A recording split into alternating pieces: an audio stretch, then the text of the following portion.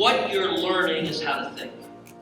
And if you're only encountering ideas you agree with, then by definition, you're not learning how to think. That's the most pernicious part of it at all, is that training people in groupthink, training people, you cannot think differently.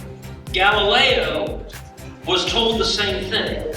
I'm pretty liberal, but I was thinking, like, it'd be cool to hear, like, intelligent, right-leaning takes on things. And so I got, like, an early email about this, and I was like, well, like, if someone's coming to speak, I want to see them, you know?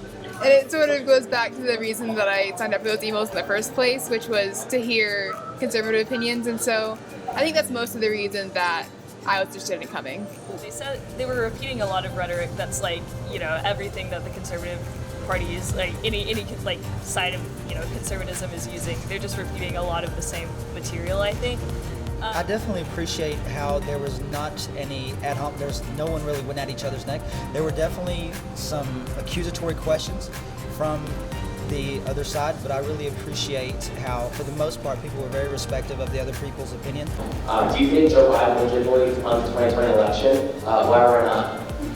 Okay, great question.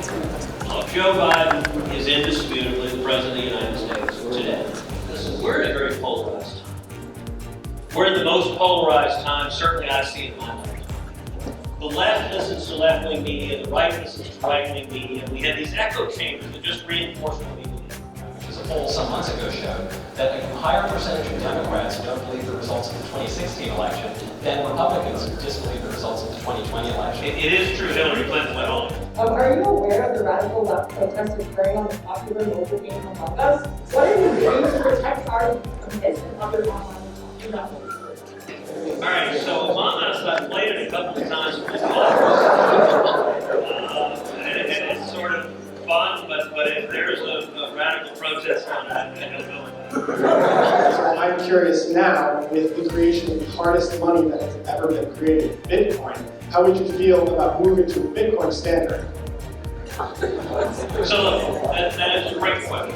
The massive spending in Washington is what is fueling the inflation that is hurting the American people so profoundly right now. And it is one of the things that is fueling the move to Bitcoin. And as you may know, I am a huge proponent of Bitcoin. I'm a huge proponent of cryptocurrency. I was curious to see how Yale students would respond to Ted Cruz's presence. I wasn't really surprised. We're just really passionate about the free exchange of ideas. It's the hallmark of the Buckley program. It was very interesting for me as a political science and psychology major.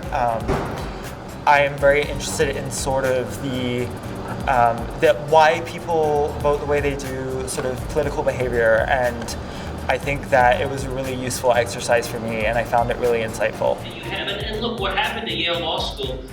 What's sad about that is it's not unusual.